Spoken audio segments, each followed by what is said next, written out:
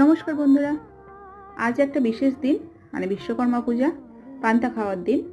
তো আজকের আমি যাচ্ছি আমার বাবার বাড়ি আর আমার মাসিমণির বাড়ি। এই দেখো মিষ্টি কিনে নিয়েছি, এরপরে একটা পোলের উপর দিয়ে আমাদের পেরোতে হয়।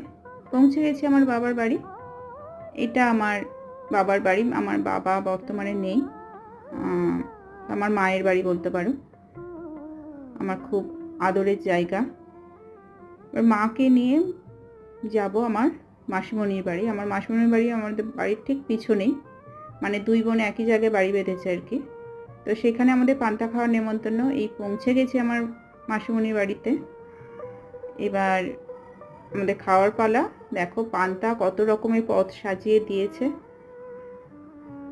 খুব ভালো লাগলো, মানে অপূর্ব লেগেছে। রান্নাগুলো খুব সুন্দর হয়েছে, খুব সুন্দরভাবে আজকের দিনটা আমরা কাটালাম।